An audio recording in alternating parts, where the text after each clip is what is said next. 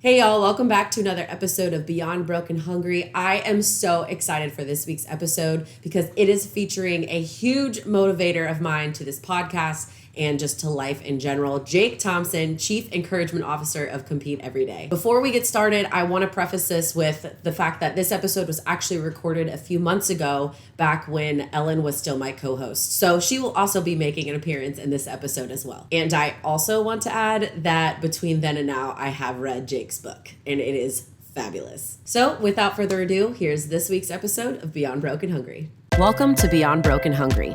Juggling your career, relationships, nutrition, fitness, finance, try to pursue your dreams, and stay sane can be a bit of a struggle. With the help of expertise from a variety of wellness experts and tips and tricks from everyday people, this podcast is here to share it all to make this journey we call life just a little more balanced. I'm stumbling towards wellness right alongside you, and I'm so happy to have you come along this journey. With that in mind, let's jump into this week's episode of Beyond Broken Hungry. Hey everyone, welcome back to Beyond Broken Hungry. And as most of you know, here I am, Dara Sweat, one of your hosts. And I am Ellen Hogan, your other host. Awesome. And we have the honor of having the great Jake Thompson on with us today. If you guys follow us on social media, I have been raving about his podcast. Love his text message group that he sends out. Just really, really excited to have him on the podcast. Jake, thank you so much for being here. Thanks for having me. I feel like I should start bringing you to my speaking engagements to do my introduction. I would love that. I would totally be about that. That'd be great. I'll bring all the energy. There we go. Very cool. So Jake, for those of you guys who don't know or have not listened to his podcast, he is a keynote speaker. He is an author. The Compete Everyday podcast is what he's a host of. And most informally, he is the Chief Encouragement Officer. Love everything that he says in his podcast, love his brand, loves what he pushes out. And he's also a mindset coach for people with their businesses, works in marketing and all this stuff. So just a big entrepreneur, well-rounded guy. And I'm just super excited to have him here. Jake, why don't you go ahead and tell us a little bit about yourself in your words? Yeah, I think you hit a lot of it on the head. I really just try to consider myself the Chief Encouragement Officer, whatever that looks like. My company, we started as t-shirts, really just shirts with the message of competing every day against yourself. And as I went on the last really decade now, I started seeing other opportunities to instill that message in people. And that was ultimately the goal. The goal wasn't to sell t-shirts. The goal was to convince people why they should show up and compete every day to be their best and tell that story. And so doing that and having that mission, we grew from apparel to started speaking and writing the book. And then I do a little bit of coaching, a lot of coaching with younger professionals in sales roles or their first managerial leadership role, helping create a lot of those systems. And then, a lot of content, the podcasts and stuff, because I'm passionate about the idea that life is worth competing for. And I think that's such an important message when it comes to mental health is just understanding the importance of that. And so day to day, I live in the Frisco area, which is north of Dallas here in Texas, with my wife and our two dogs, Biscuit and Sugar.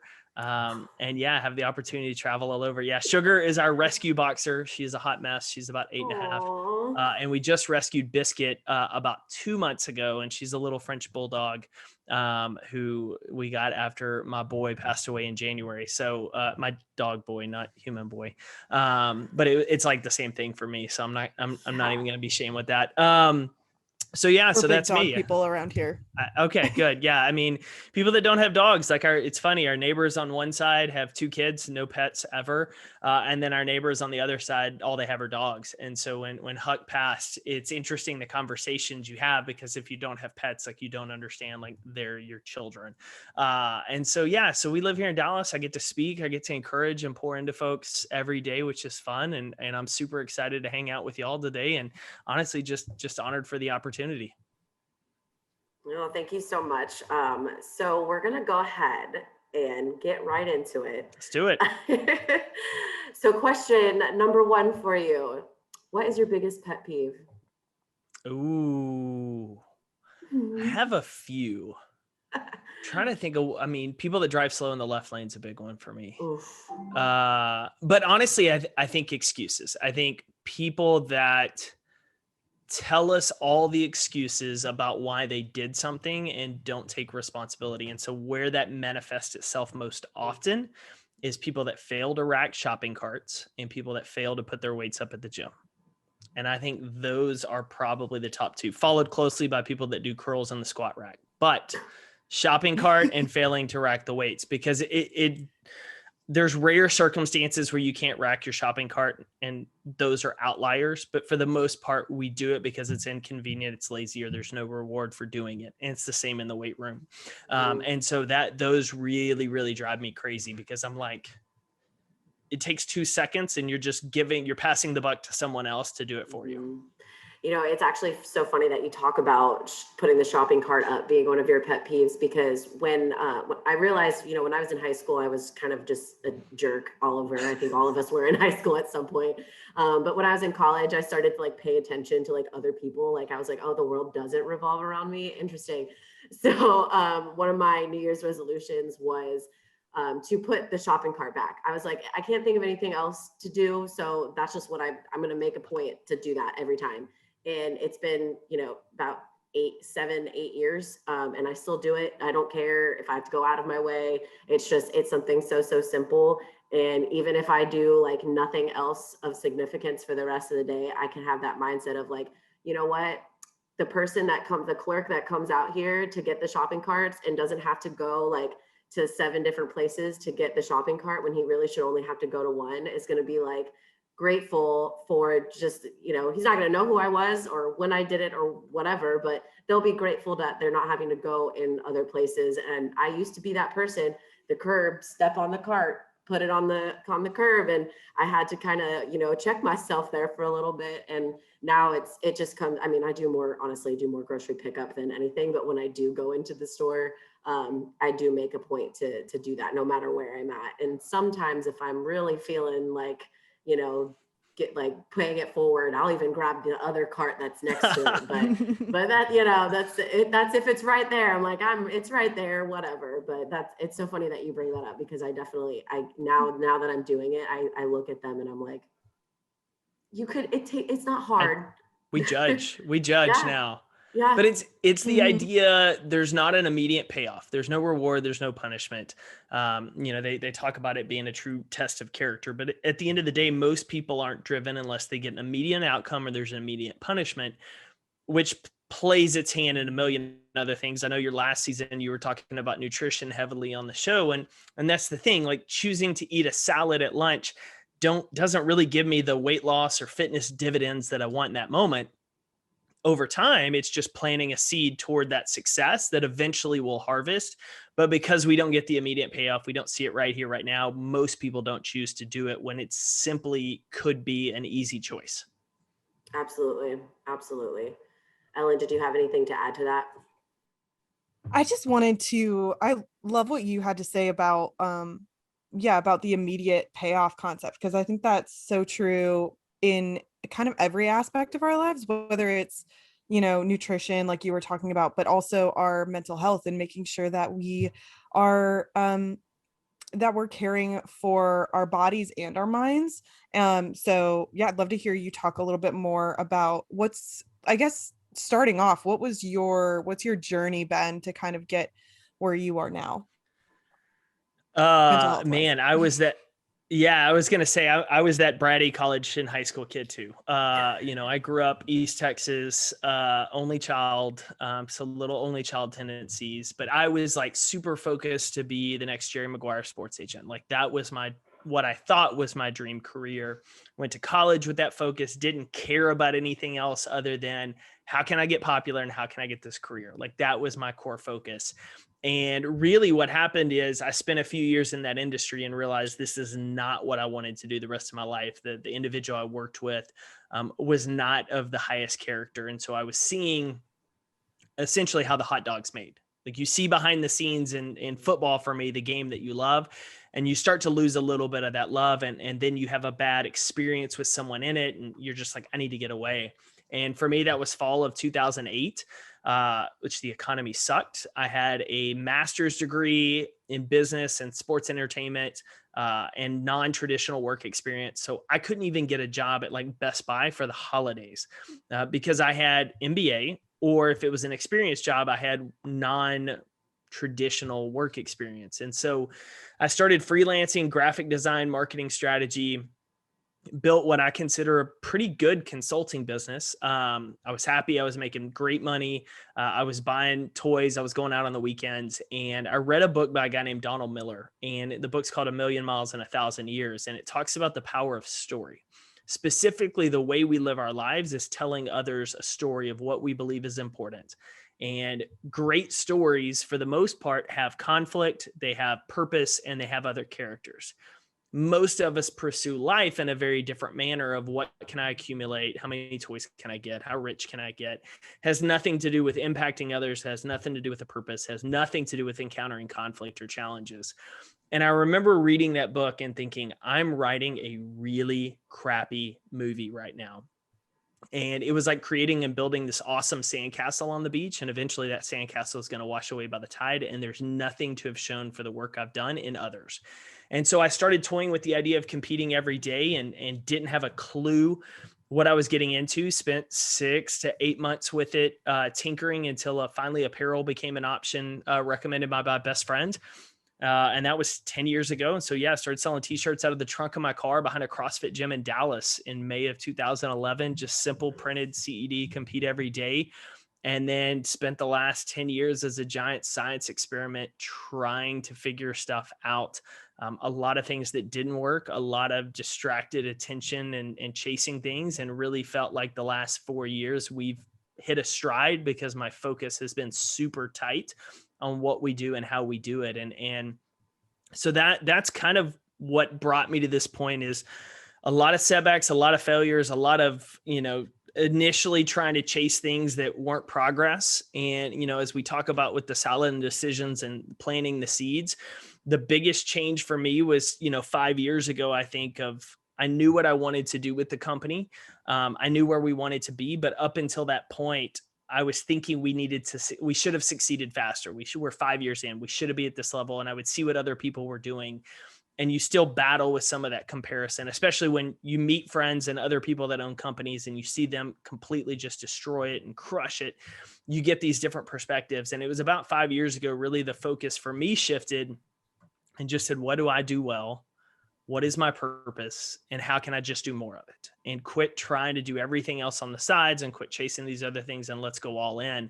And it was really tough for about 2 years of changing the company focus from going this route with fitness apparel to how do we teach better mindsets, and really how do we cultivate more leaders? And for a while it was, I don't know if this is the right decision, and I'm just going to grit and hang on like I'm on the top of a roller coaster. But ultimately it ended up being the right decision, and it worked out because we just kept chipping away at it. And so that's kind of what brought me to this point. And really from a life standpoint, had to teach the importance of, now the current mindset is how can I plant a seed today? How can I put a seed in someone else today? I may not harvest it. I may not even see it harvest, but where can I go to plant some seed so eventually that they're able to do something with it? Does that answer your question, Ellen? Yeah, definitely. And so what what was the process like of just mindset wise? How did you get to changing from the, the sports apparel into really wanting to invest in people a little bit more and kind of go in that direction? It's funny. The t-shirts were always a way to encourage folks. I mean, I took the Chief Encouragement Officer slogan from like the beginning because I wanted something different and catchy that I could just create conversation. Life is Good, the company out of Boston, inspired me to really go the apparel route. And one of the brothers calls himself he's a COO, but he calls himself the Chief Optimist Officer. And I was like, oh, that's cool. And then he talks about why he does it. And I was like, I want to be an encourager. Like that was something I'd always had kind of growing up. And so I had that piece that I wanted to encourage people. And it was really just that clothing at first. And we were selling at CrossFit events, and we were working race marathons and expos. And what happened was about 2014, we're game planning, and I'm kind of stuck because I'm like, there's other brands and companies that seem at the time to be doing incredibly well, much bigger than we are. And I just do not get it. For me, like what I wear, the message I put on a shirt is telling other people something. It's telling them something about me or about what I believe, or it's an encouragement. And so I saw clothing as something very different than what I thought most other people saw clothing the same way, and they don't. Just as I thought there's a lot of really driven people that have ambitions to be better. And I realized there's really not. Like a lot of people want to always be in their comfort zone. They don't ever want to risk anything. And in doing so, they'll never win anything. They don't always see that connect, but they want to play it safe. And I realized like we were trying to be everything for everybody versus the people that were already trying to be great. How could they even become better? Or the people that were on the edge. And those were the ones of, I need to tell a better story to convince you to get off the edge and into the arena, for lack of a better phrase. And so my team in 2014, I'd spoken a little bit here and there, but they were like, you need to speak more. You need to do more video. Like I've got a whole branding packet where we were going to completely rebrand the look of the company. We've pulled pieces in it. The logo had changed a few times over the years because of some of this testing. We were going to go heavy educational before we kind of stuck with the apparel for a while longer. But really it was them saying, we're no different than a million other t-shirt companies in CrossFit fitness space. Like we print on some of the same blanks. We do some of the same stuff. What separates us is the message that we tell and you out telling it. You need to go do more of that. And so they planted that seed with me, but I still had to deal with the imposter syndrome of, well, I'm not that celebrity and I'm not this influencer. I'm not that. And so it was really an internal battle for a couple of years until I went and spoke in Houston at Texas Children's Hospital. They outfitted their whole HR team of 120, 150 people with Compete Everyday shirts for HR week. The VP was like, hey, I want you to come speak. And I'm like, about what? She's like, just come tell your story. So I went and talked to him. And afterwards, she's like, you need to go do more of this. And I was like, what? She's like, there's something here. You need to go do more of it. And so I kind of stuck it away, but kept thinking about how we need to change the company for long-term, because I don't always want to be going to expos. And I feel like there's a better way to teach people than just printing a message on a t-shirt. And so from there, I invested pretty heavily with two coaches, one at the end of 2016 to help me from a speaking, content creation, performance standpoint. And then secondarily, a separate guy for the business side, and said, I think this is it. We're going to go all in for it. And so I dove into it, immediately started seeing how telling a 60, 90-minute talk could open people's eyes to the little things, the things we talked about, the simple steps of it's not lucky breaks. Those happen. It's not magic tipping points. It's little bitty things every day that accumulate over time to give us those lucky breaks or put us in a position for those tipping points.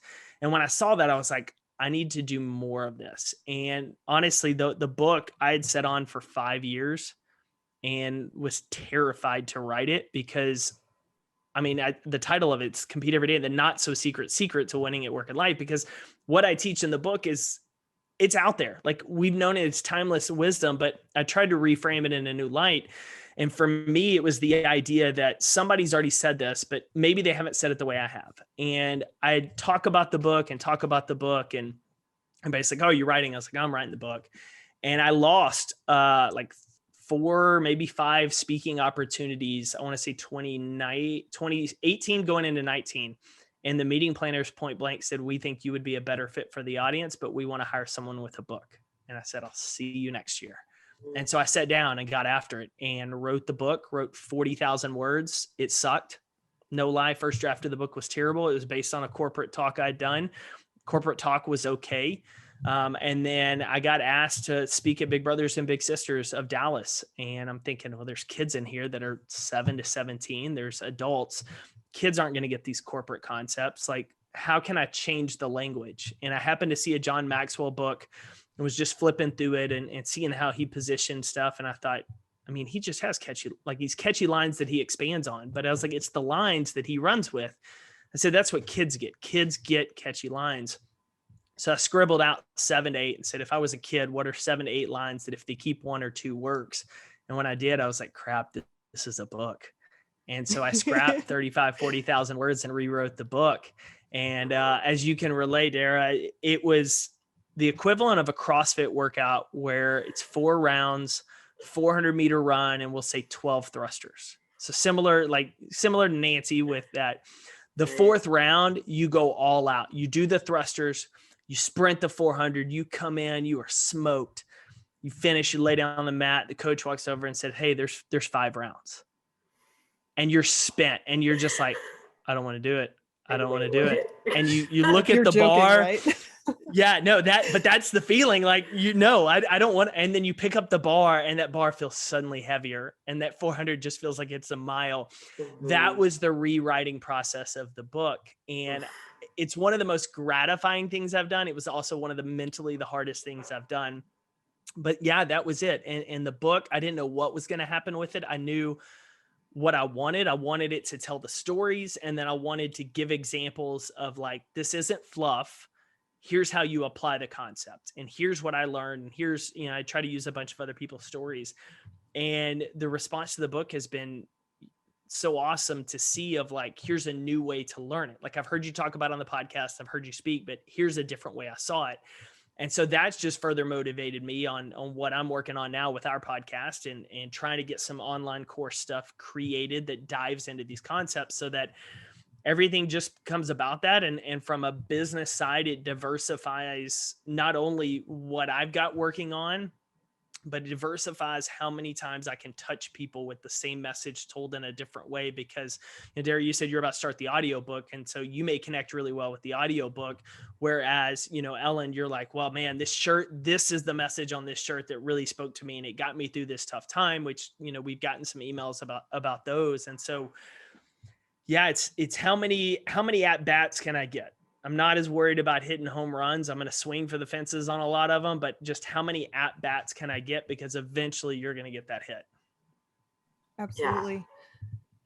So, with the compete every day topic, I know that that Dara touched on it a little bit at the beginning. Yeah. Could you go into what that title means, and also maybe a few of the points from the book? Yeah. So competition a lot of times gets a bad rap. And I think a lot of that is because we are fixated solely on competing with other people and comparing ourselves to them.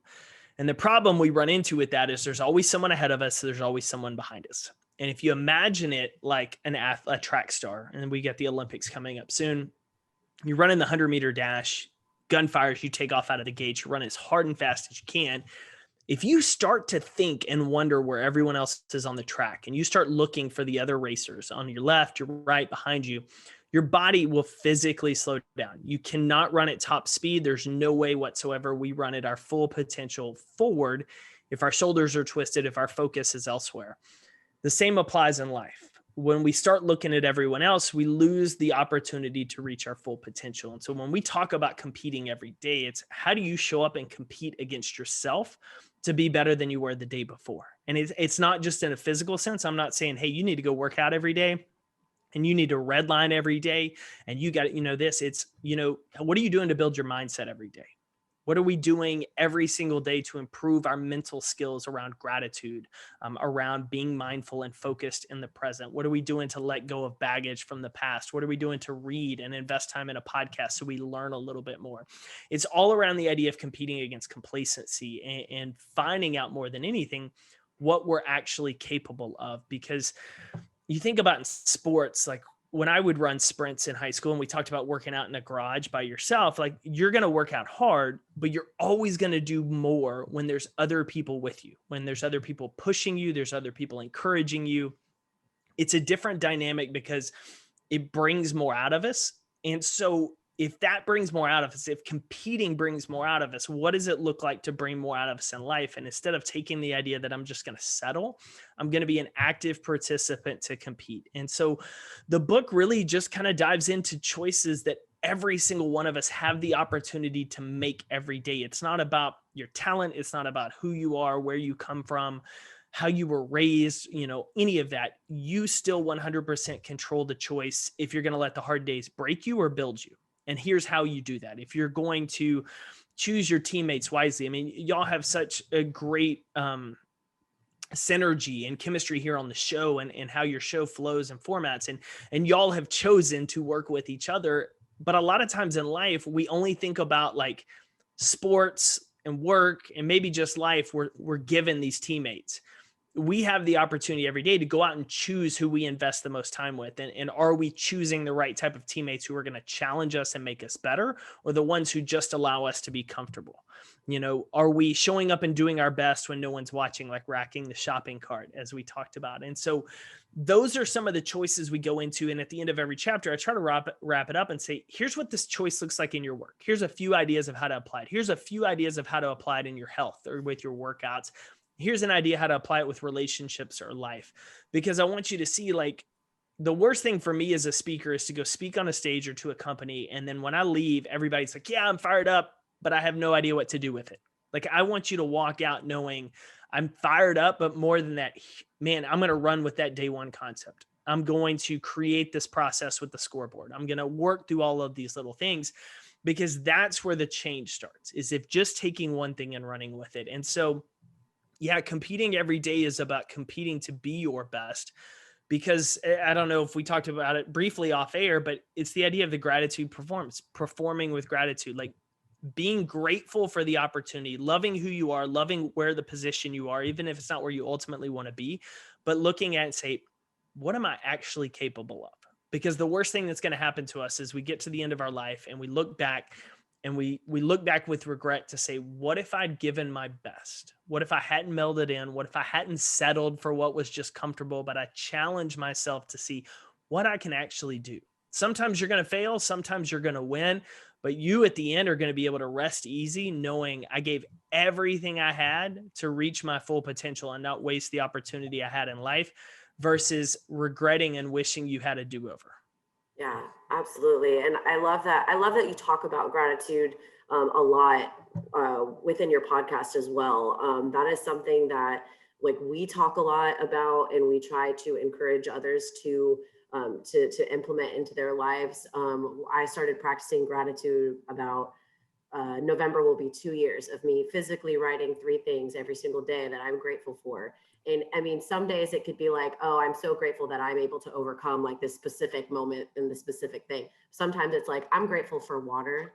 I'm grateful for my dog. It's just, it's that those little tiny things that can really make a huge difference. And my whole outlook on life since practicing that gratitude has truly changed. And even like, I know that I do CrossFit, so not a lot of people that don't do it can't relate, but like, even when I'm in a workout and it sucks and it's awful and I just want to cry and quit and just never come back again, I'm telling myself how grateful I am that my body is capable of doing these movements. I'm grateful that, because I'm on the cusp of like L2 and RX, depending on what the movements are, what the WODs are.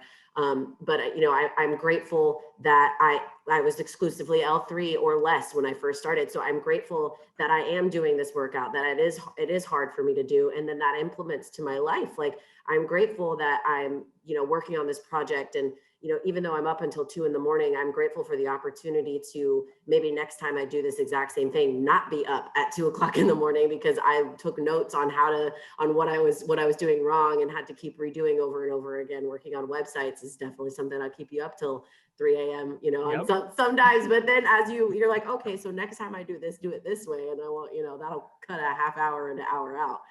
I love what you said there on the workout side of like, it's crazy what just taking a second and smiling when you were sucking wind and just being like, I'm so thankful to be doing this does. And I have to do the same thing. I mean, Murph was last month. I did it. I did it alone in my garage. It sucks. It sucks without people. Ooh. But I continually on the run, I was like, I'm thankful to be running right now because I tore my Achilles 4 years ago. And so I'm like, I'm grateful to have the health to be able to do this. And it just changes your demeanor, and science will show it changes our performance because it loosens us up. It helps relax us. But gratitude is a choice, and it's not something we have to feel in the moment. It's kind of like motivation. You don't have to feel it to do the work. You just do the work. And so gratitude, you still practice it, you say it, but it will continually change your outlook. And I think for a lot of us last year when COVID hit, it threw everything into a whirlwind for us in a tailspin. And it was very different worlds. And for some people, it was fine. We talked, my wife is in real estate, and they were busier than they've ever been. Everybody's moving to Texas, Tennessee, and Florida. So our states are filling up. And I told her, she came home and all of her friends are getting sent home to work from home. And she's still going into an office because they're fairly isolated and they're essential business. And she was ticked. And I'm on the opposite end because I got home from speaking in Omaha, Nebraska, and I'm cutting $25,000 to $35,000 checks, total checks back to clients for events that are canceled of all my lost income and gigs because the rest of my calendar for the next handful of months and foreseeable future disappeared. Right. And so I'm on one end of having lost and she still got it. And both of us, like, we laugh, like there were a couple of days we were getting ready to be on 2020, but it was like, I was like, you practice gratitude for still having the job, even though it sucks. I'm going to practice gratitude because for me, I suddenly got back, we'll say there were 20, 25 gigs that were postponed or canceled. That's 20 to 40 nights I'm not in a hotel. That's 20 to 25 flights I'm not taking. That's all of this time I suddenly get back at home. How can I use it? How am I thankful to be able to use it? What can I do? And that became a choice. She chose, I'm going to look at my position as being grateful because some of my friends are in positions I'm not. I looked at it and said, okay, my schedule changed, my world changed. What can I still do? Because I'm not completely limited. And I have friends that had to do that. They lost job opportunities and some of them had to go take jobs at like a Target. And, you know, when you're used to working a different job, like you don't necessarily want to go take that hourly wage, but they saw it as, I'm grateful to still provide for my family in the middle of something we've never seen before. And that's how they were going to look at it. And that was their choice, or to go to a restaurant and just try to help out where they could. And so gratitude is so key because it's one of the things that changes our perspective. And if we change our perspective, we change our lives without changing anything else. And that's what's so powerful for people. Yeah, absolutely. So one thing that you touched on very briefly earlier on was the support of other people when, you know, you are in great friendships or relationships. And I would love to have you dive into that a little bit more. So a couple things that kind of popped into my head are like, how do you, first of all, with relationships, I think of when you're in the middle of it, whether it's a dating relationship, or a friendship, or even a family relationship, sometimes it's hard to see the whole picture. Whether, depending on your perspective, if you're one of those people that you can see the good and not necessarily see the flaws, or the other way around. But how does that feed into like support and like caring for the people around you versus enabling or challenging people to be better versus like coming across as just being mean? Yep. So yeah, just want to hear your thoughts on kind of building great relationships. Yeah. So there's a few things there. So no one we meet is ever going to be perfect. And so we have to have the expectation that they're not going to be perfect, as well as they're not going to make us happy. We can be happy with them, but they will not be the source of our happiness, because that puts undue pressure on that person. And most of those relationships crumble. Yeah. What we do want to ask with relationships, especially the 5 people that we spend the most time with, does this person make me better? Do I make them better? And is this relationship growing? And when it comes to especially a dating side, do they make me better? Do I make them better? You look at that individual and say, are they growing? They may have some flaws and issues right now, but are they actively working to improve them, or are they actively working to ignore them? They're actively working to ignore them. That's a red flag. And that should not be one of your 5 relationships, your 5 closest from a romantic or a friendship. Because what we love to say is you can't be sharpened by butter knife people, only samurai swords. Because as Jim Rohn says, you're the average of the 5 people you spend the most time with. And Proverbs says iron sharpens iron. So we have to find the people that sharpen us. And they do so by encouraging us when we're down. But encouragement doesn't mean always telling you yes and what you want to hear. Sometimes encouragement is telling you, we have higher standards for each other, and I have higher standards for you as a person, and you need to live up to them. That's calling us up, as my friend Kevin DeShazo says, versus calling us out. It's calling us up to live up to the standard.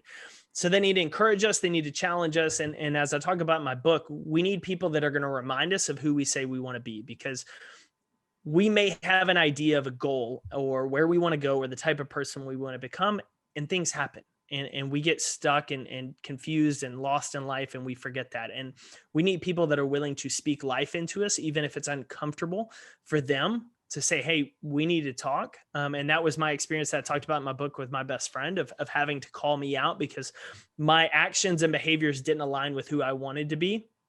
And so he was quick to remind me, and he did so in the most loving way.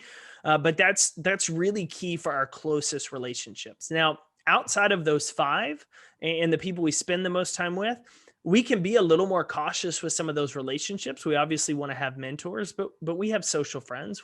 I have friends that I hang out with periodically, but they're not the people I'm going to go to for marriage advice. They're not the people I'm going to go to for business advice. I enjoy their company, but I'm not going to invest all of my time into them. I'm going to hang out with them when I see them. I'm going to, have that relationship with them, and I'm going to do what I can to pour into them when we're there, but I'm not seeking out that counsel from them. And so the most important is surrounding ourselves with the five that can become our circle. That if those are five girlfriends or guy friends, that when we start dating someone new, they're going to tell us, like, they may not like them, but if they're like, you know what, I just don't like their personality, but they treat you well, they challenge you to get better, they're going to be honest with you and tell you yes, versus, hey, listen, there's red flags. They're dishonest about, like, you need to see some of these situations. And so those are some really key differences because I have buddies, I haven't meshed with their girlfriends or wives. Like, we just don't always click, but they're great people. And so, you check with a friend and then you're 100% supportive versus, I dated people that two of my best girlfriends, who one was my roommate at the time, she was like, you don't need to date her. Here's the red flags. I know you're overlooking them. Like, they'll call you out on it, and they do it in a loving way because they're helping you. And so it all comes down to being intentional, that you're not surrounding yourself with people that just tell you what you want to hear, that aren't looking to actively grow and get better themselves. Like, I want to know what success looks like for you and what you're doing to go get it.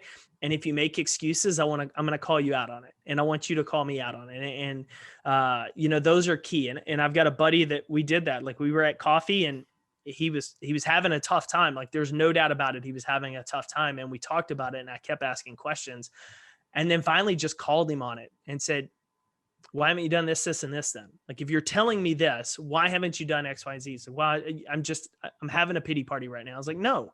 It's like, if this is where you are right now in life, there's no time for pity party. There's time for action. So we need to get out of it. Here's what we need to do. So we just need those people in our lives, and we have to actively find them. And the question I always get right after this from people is, well, what if I don't know anybody? First thing is, what are you doing to become that person? And then what are you doing and how are you looking online? Like, there's local organizations, like we talked about, you're talking about at your gym, CrossFit, great place to go meet people at a gym, because usually if you're going to a gym and you're going to put yourself in CrossFit or F45 or Orange Theory, you're putting yourself to make yourself uncomfortable to get better. You're okay with discomfort in a physical sense. You probably are in other areas of your life. You probably have a little bit of a drive somewhere else in your life. So go join these places, get involved with them. Get to know people, make sure who you're following on social media aligns with that person you want to be, and start engaging people in the comments, on the posts. Like, get to know folks and put yourself in positions of, where do I want to go? Where would people like this go? If 5 years from now I became this person, I had these skills, I was doing this, where would I hang out? Go there. And I used to tell people pre-COVID, and now that life is somewhat returning, I used to trade a vacation every year. I would take a long weekend and I'd go to a conference. I'd go to a leadership conference, a sales conference. One, I wanted to learn, but two, I knew other people that were taking the time and making the investment to go would have similar mindsets. Some have become great friends that I still talk to this day, 5, 7, 10 years later, 15 years later. And so that's another opportunity. It's just, will you put yourself out there? Will you take the time to be intentional, to be that person, and then to start finding those people? Absolutely. No, I love that. And so just this kind of stems off of that a little bit, with having your friends or your close circles and things of that nature, of these, when you're having this pity party, so to speak, and you want your life to change, or you want things to go in a different direction, but you're kind of just wishing, hoping, like, I want to do this, I want to get over this, I want to be this other person. And then, okay, do you want to be that person one day, or do you want to do it now? Do you want day one to be the day that you start to become that person? What is a good conversation to have, or what advice do you have in that regard of that day one or one day mindset that seems to be like splitting people? Yeah, it does. Because when we say one day, we're conveniently making an excuse to put it off in the future to avoid the responsibility of having a deadline to do it. That's really what it is. When we say one day, it's like, hey, we should get drinks one day. We should hang out. And then we never set a date. So we never go and we never hang out. Like, we put it off in the future because it makes us feel good to say, oh, it's out there, but we never set a deadline with it, which removes the accountability and responsibility to achieve it. And so we always try to tell ourselves there's a better time, there's a more perfect time. And really, that never happens. And one day we get to a point, for lack of a better phrase, we're going to get to a point in the future where it's no more time. And there's no opportunity to tell that person what we wanted to tell them one day, or go on that trip that we always said we wanted to go on one day. Like, we just run out of those opportunities, and one day almost always becomes never. It's better to set a deadline, miss the mark, having to set a new deadline or extend it to do it, than just to say one day. And so the day one mentality, I got it from a baseball player, a former baseball player, and we would talk about every time he'd go on the mound, it was kind of a fresh day. And you look at it from a larger perspective, everybody's excited about the first day. Like, your first day in a gym, you're excited. You're not worried about being in amazing shape. You're just worried about, what can I learn? How can I get better? Same with the first day of a job. Nutrition was the conversation topic last month. First day of a new nutrition, boom, I'm nailing it. Day 10, day 20, day 200. You're like, I'm so tired of chicken and salad. Like, and there's no difference in the days, just how we're perceiving them, because we're seeing, well, I mean, I've done this 200 days in a row. It feels so heavy. There's so much weight and pressure to it, versus day one, let's rock and roll. Like, I got this. And so it's really shifting our perspective to say, it doesn't matter what happened yesterday. It doesn't matter what happened in the past. It doesn't matter what happens 5 years from now or 5 weeks from now. Only thing I care about is today, day one. Am I going to take advantage of it, or am I going to make the excuse and say one day I'll get to it? And so that's really something we push on. And Alcoholics Anonymous is famous for using that similar mentality. I don't know if they call it day one, but it's the idea of just focus on today. Because if you think about being sober for the next 50 years of life, you won't make it. If you think about being sober for a month, you're probably not going to make it. But if you're like, can you just get through today? Just the first day, can you get through it? That gives them that hope, that process of, I can take it a day at a time. And where that really, I think, for a lot of us comes into play with a mental health perspective right now is coming out of COVID. And I know our 3 states are very different than a lot of other states, but when this hit last March, or March before last, everybody got shaken up.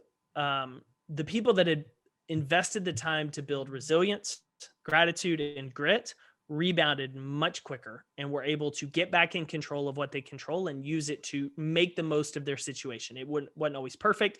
They didn't bat 1,000, but they were able to do something in that situation, versus a lot of people that just try to stick with it and said, well, I'll get back to the routine when it ends, and I'll try to adjust then. I'm just going to, kind of sit here. And you're seeing it as people come out of this time, and how they're coming out of this time, and how they're responding in it. And what scares me the most is, as we come out of it, there's 2 trains of thought for the people that just got completely wiped out and didn't know how to recover. It's A, well, I got through that. Whew, hope I don't see that again in my lifetime. And B, man, I was not ready for that. How can I build the mental skills now to better prepare myself mentally, maybe career-wise, financially, so that if this ever were to happen again, I'm ready to be more resilient. And so people are either going to dive into building their mental skills, their leadership skills, better positioning themselves for a future that might or might not happen. History says something is going to happen again in the next 10, 20 years. It's pretty cyclical that we'll have, hopefully not a pandemic, but something, whether it's a recession or you name it. And then you're going to have people that are just going to kind of float through it and hope that they're ready one day for those mental skills. And so that's where I see that play out a lot is as it comes back to normal of, we want grit, we want resilience, we want gratitude, but we don't think about having it until we need it. And the people that have it put in the time a little bit every day, 10, 15 minutes, writing down, like you talked about, the 3 things you're grateful for. They put in the time now to build it before they ever need it, which is why they have it when they need it.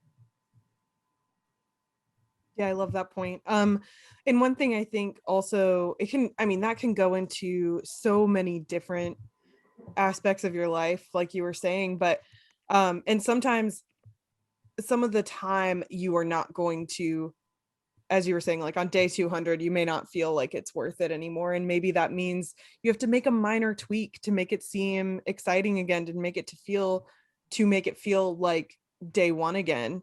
And what are some good tips you have on, like, I guess with mental health, kind of going back towards that and continuing on that, when it's day 200 and you're absolutely wiped and you just feel like it's not making a difference. Like, I've been writing down my gratitude every day and I'm trying to meditate, or I'm trying to read my Bible, or what have you. What about when you're kind of hitting that, whether it's a plateau or a wall? Yeah. So there's a couple of pieces to that. The first question I'd always ask back is, what are you focused on? Because most times when we hit that wall and we start to feel bad for ourselves and want to quit because we're, quote, not making the progress we think we should have, is because we're either staring at someone else and their snapshot of success that doesn't feel like it's the same as ours, or we're staring at our finish line that's still in the future. You think about it from a health and fitness goal. If our goal is to lose 100 pounds, it takes a while to lose 100 pounds. And there's going to be a lot of weeks where that scale doesn't move. Do you keep showing up and working the process, or do you give up because that scale hasn't moved and you've been doing this for 3-4 months? So where are you focused is the big one, because if we learn to just focus on today and get out of the mindset that I have to have the outcome and I need to instead learn to love the process and just say, you know what, the outcome is going to take care of itself. I'm going to build that gratitude. I'm going to build that skill. I'm going to lose that weight, but I have to take care of today. And the only thing I need to focus on is how I take care of today and when today. That starts to change a lot of that, because it takes our mind off of worrying about the future and if I'm ever going to get there and how long it's going to be and how much harder it's going to be. And we stop looking at the past and seeing how much work we've done. And we just kind of dial into being mindful in the present and saying, today's the day I control. How can I win it? The other second piece to that I'm always big on is the writing it down. Because if we don't write it down, we discount the importance of it. And if we don't write it down, we don't actually know how far we've come. And so we guess. And in our heads, when we try to guess, we're usually wrong. Going into the gym, your first day of CrossFit, you probably can't do certain movements. And over time, you're going to add a little bit of 2.5 pounds on each side. You're going to pick up some different skills and movements, and you score yourself. And the beauty of CrossFit is they have benchmark workouts. And so the first time you do a Fran or a Nancy or a Murph, your score is this, and you get 8 months down the road, 9 months down the road, and you're like, I'm not getting as strong as I want to. I'm, my clothes aren't fitting the way I thought they would be. You start getting frustrated. You're like, this isn't working. And then you do that workout again, and suddenly you beat your time by 20, 30 seconds. And you're like, oh, well, maybe I am getting a little bit better. Right. And the only reason you were able to do that is because you tracked it. And so most of our struggles come down to the fact that we don't write it down. We're not writing things down, whether that's our gratitude, whether one of the things I love to encourage people with is building self-awareness is every night before you go to bed, just look back on the day you had, write the date and say, what's one situation today that if I had a do-over, I would do better? Maybe I would be a little more prepared for that call, or maybe I wouldn't lose my temper as quick on my boyfriend or girlfriend, or whatever the case may be. Just write down what it was. And then underneath it, write down next time I want to, and write down what desired behavior you would have. Because the goal of this is to start identifying what our default behavior is, and at the same time, planting seeds for what our desired behavior is. And what's really cool about this is if we start doing this for a few weeks, we can flip back and see, man, I'm always losing my temper on my boyfriend or girlfriend after work. Like, there's something every day at like 4 o'clock, they're saying I'm just really short and snippy with them. What's going on there that I can improve? Why am I always doing it here? So we can identify it because we've learned about it. And then we can start to change that behavior.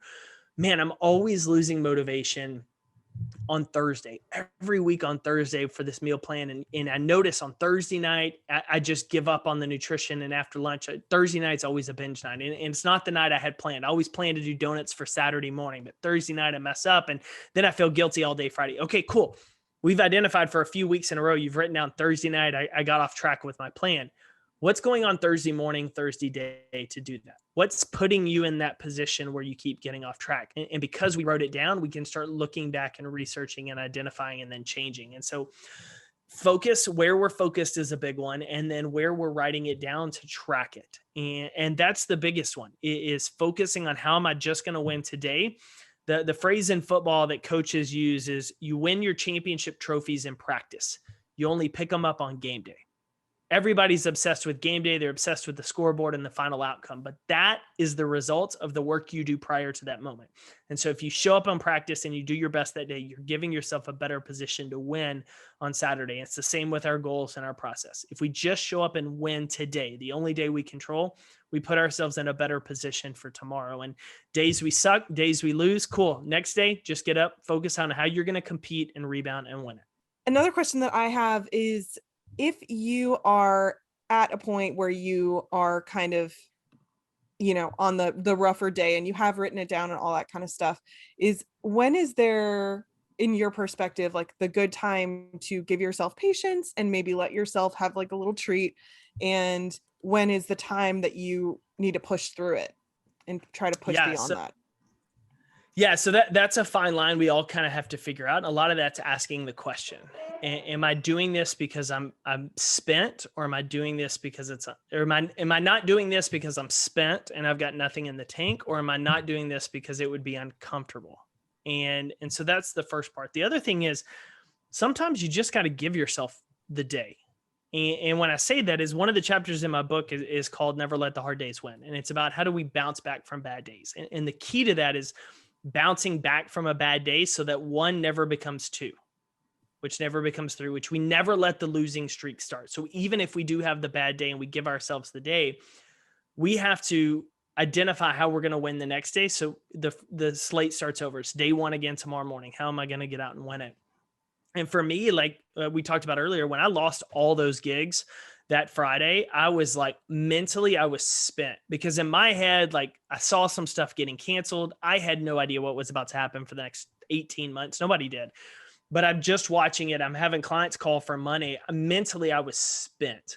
I was frustrated. I was angry. I was as upset as everyone else could be. And in that moment, I allowed myself to be frustrated, angry, and upset. But what I wasn't allowing myself was to continue being frustrated, angry, and upset. And so what I decided to do is said, I'm going to do this today. I'm going to sit with it, but tomorrow is my day and I'm going to find a way to make it. So I took out a sticky note. I wrote down 3 things I was going to do Saturday morning that were in my control that would improve my positioning. One of it was a new game plan. One of it was writing virtual programs. And I forgot what the third one was. Went downstairs. My wife had just gotten home from work, made us a couple of margaritas. We had margaritas. We watched a movie. We just chilled. And I just tried to let it go that night. But I knew the next morning when I woke up, I had a plan of attack. And so the next morning I woke up and said, today's a new day. What's in my control? How am I going to win it? And so we need those times to, like, it's okay to have those moments. It's not okay to let them keep carrying over into every day, because that's where it gets out of control. We don't have an influence or an impact or control on what happens to us. We have a control on how we respond to it. And if we learn to respond accordingly, have a bad day, but don't let the second one be a bad day, we find our ways to win, because we're all going to have bad days. Most people allow one bad day to be their excuse for the next one, the next one, the next one. They throw the pity party. They take the victim mindset. Like, they just let it run. Champions have bad days too, but they always make sure the next day I'm going to find a way to regain that ground or keep moving. And that's the big separators, identifying your days separately, just like your choices. You talk nutrition. If you ate crap at lunch, cool. Win the next meal.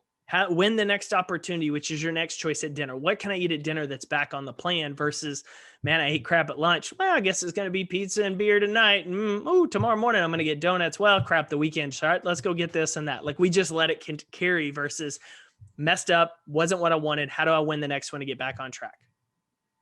Exactly. And I think having a good the mental mindset is so important, especially with your nutrition, because like in last season, I opened up a lot about the eating disorders that I have dealt with for my whole life, and overcoming them, and how like, I do have a plan every day for nutrition. I don't follow my macros anymore because it was getting a little bit, it served its purpose, and now I don't need to do it anymore. But I can eat a piece of chocolate randomly and not be like, oh my God, like I'm gonna go over my fats and then spiral out of control. Like it, having that mindset where it's okay to do that. So Jake, we wanted to ask you, this has all been so awesome, such great advice, and just really, really, really, I'm like my next credit on Audible is like already going to. Can I ask you something real quick? Sure. You just talked about like, now you can have that piece of chocolate. What I want to emphasize, and where I think it's going to go, is it wasn't an immediate change. It took time to get to that point mentally. Like, it wasn't like, oh, I've decided this, boom, I'm here. It was a day by day, choice by choice growth that took you to that point, which you must have had the perspective to say, this is where I want to be. When I don't get there, I'm going to give myself grace, and then I'm going to get back at it, which I think is so incredibly important as you talk about mental health and not getting in our own heads. And so I wanted to ask that and kind of emphasize that for listeners, because a lot of times they hear us where we are now and they don't realize like it was a long process to get where we are now. And so don't expect it to be easy. Don't expect it to be quick, but you can do it. Oh yeah, absolutely. Like you said, visualizing who you want to be. And I wanted to be that person that, has, works out, eats healthy. Again, I do CrossFit, so performance in the gym is big for me. Like, Yep. I do only compete against myself when I'm doing these workouts, but I want to get better for me. I have my 3 goals this year for 2020 was to exclusively L2, get my dubs, and do handstand push-ups. And I exclusively do L2. I have my dubs mostly. There's some days where I'm like, I have these, like, where'd you go?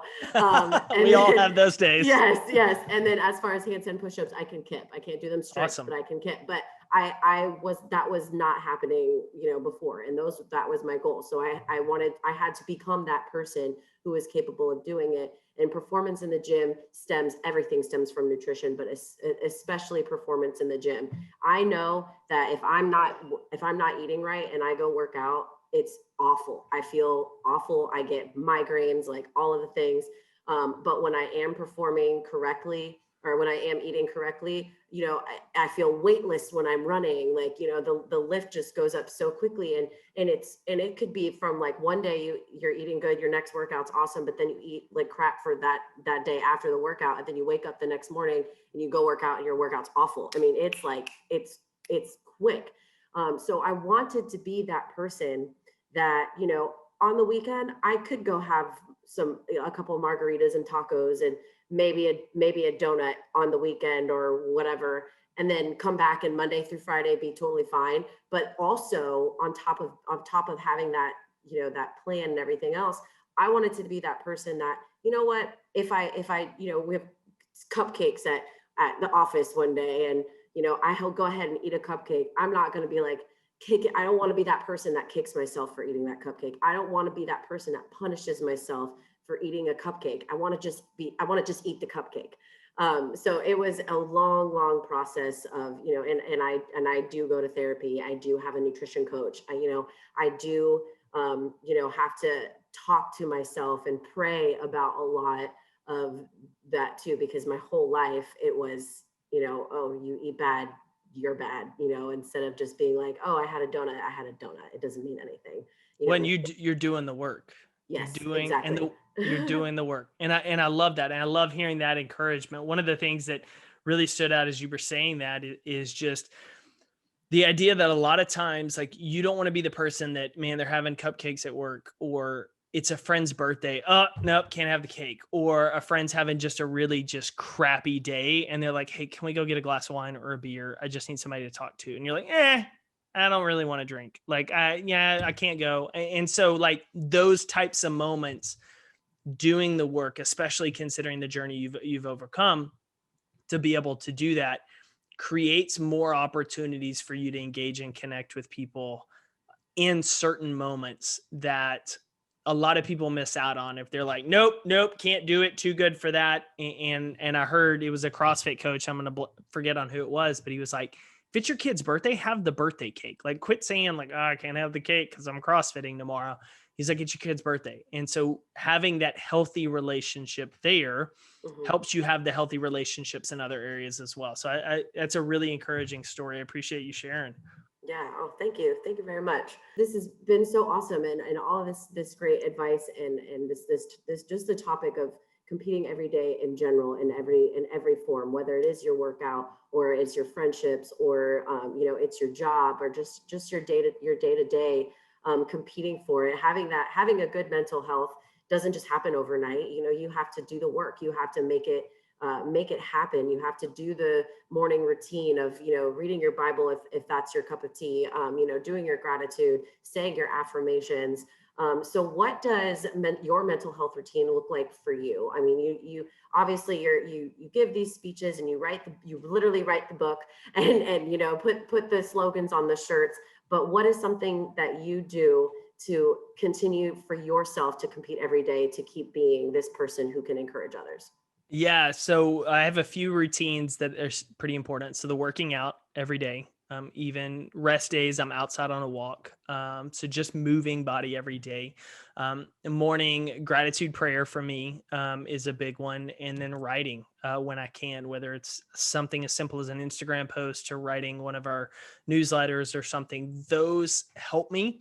And then I try to tie reading in throughout the day, just some kind of learning helps me. And they kind of help me disconnect as well. I'll do audiobooks and podcasts, but I love having a book in hand. And so those really help take care of me because the workout gets my body moving. It makes my brain feel well. A lot of times it helps me just shut off stuff and just focus on a workout. The writing I can do because it's not about me in those moments. And that helps me take the focus when I'm anxious, anything else, and put it on to how can I help someone else?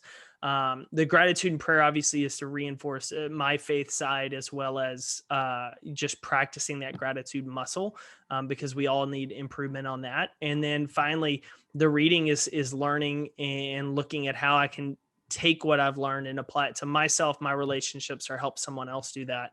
And so those key pieces are big. And then the other things that I try to do is just get away sometimes, like whether it's a long weekend, short trip, longer vacation trip, things like that with my wife. Like I try to get away. Even when I was starting the company and had hardly any money because it was all in the company, I would go work a CrossFit competition in another city or state, and I'd stay an extra night just to go do something in the city. Just me, unplug, go see landmarks. Or if I was in Florida, I would go to one of the Universal Studios, or I would go to a baseball game. I would just do something that would not be work related, that was making me time to recharge, which I think is so crucial.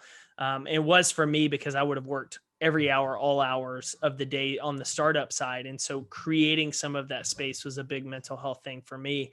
And then finally, it's just answering the question, how can I do better today? Not from a pressure standpoint of, oh my God, you got to do better, or you're a terrible human. It's, I'm really grateful to have today. How can I do better in something than I did yesterday? Whether it's be more focused in an interview, whether it's be more locked in reading, whether it's be more attentive and less on my phone and more attentive to the relationships of people I'm with. Where's something I can do better today? And then I try to do it. And I know from my own sanity and standpoint, if I stack enough of those days on top of each other, we'll get to where we want to go. That's awesome. That's great. So just to wrap up, you have given so many great little nuggets of wisdom this whole time. But if you could just give one mental health tip, whether it's one that you have kind of already touched on or something completely different, if you could only give one, what would that be? Yeah. That's a really powerful one. For me, life is worth competing for. And that's the message I'm so passionate about. I have a friend who recently shared that they had gone through some suicidal thoughts. They really struggled mental health wise. They've always kind of struggled with stuff. They were going through a divorce. They had some suicidal thoughts, and they, like a lot of us, we get into some really dark moments. And the reason they didn't end up following through, they said, is because they were worried their kids or someone else would find them. And they were just terrified of that. And I asked the question, or I more made the statement to them, is I'm glad you didn't, because you get to write the story your kids remember you by now.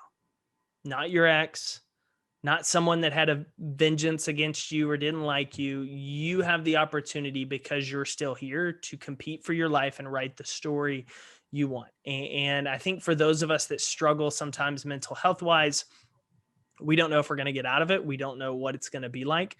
I went through a really dark period number of years ago with the company. We almost went bankrupt. It was kind of that I'm trying to shift us from what we had been doing to where I think we needed to go. And it was a really tough move.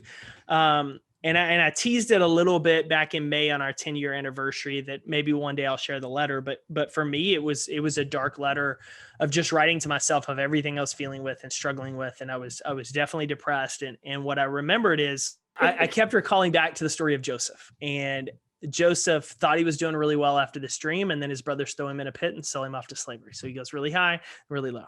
He rises all the way up. He gets accused of rape. He gets thrown in the prison. He has to go all the way to the bottom. And so his story at the top was never done, and his story in the pit was never done. And that is what I continually reminded myself, that if somebody's story in the pits of it was never over, why would I think mine was?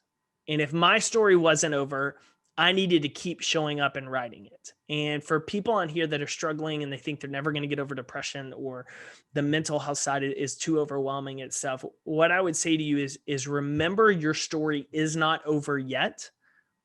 Just worry about writing it today. And that's all that matters. At the end of the day, that's all that matters. It doesn't matter how much money you make. It doesn't matter what position you get in your company. It doesn't matter what your body fat percentage gets to or how much weight you lift. What matters is the story you write, because that is your message to the world of what's important. And I would just encourage everyone to keep showing up, do the little work that you talked about already, Dara. Like, it's not an overnight switch, but it can be changed overnight. You just have to keep showing up and doing it. And so my mental health message is the one at the end of the day that life is worth competing for. And I hope a little bit of your listeners that might be struggling with that understand that story and that pivotal side, that there's highs and lows. The only thing that matters is we keep showing up and competing. Yeah, absolutely. Absolutely. Wow. Jake, thank you so much. This has just been such a pleasure to speak with you and to hear what you have to say and get encouraged by the Chief Encouragement Officer himself. So for our listeners that want to find out more or find you, what's a good place that they can look? Yeah, easiest. I'll make it easy on everyone. CompeteEveryday.com. Everything kind of spins out from there. And then additionally, I personally am just most active on Instagram, and that's just Jake Thompson Speaks.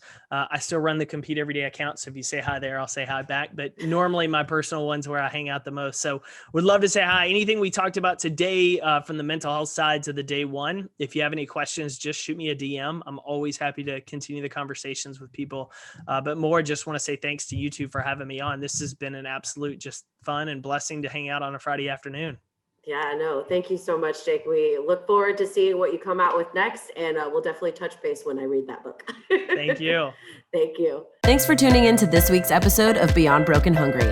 If you aren't already, be sure to subscribe to Beyond Broken Hungry wherever you get your podcast so you can get notified every time a new episode drops. It would also mean the world to me if you rate, review, and share the podcast too, so more people can join the BBH tribe. Follow this podcast on social media at Beyond Broken Hungry to interact and see how I'm stumbling toward wellness one day at a time. And most importantly, tune back in next week for another episode. See you then.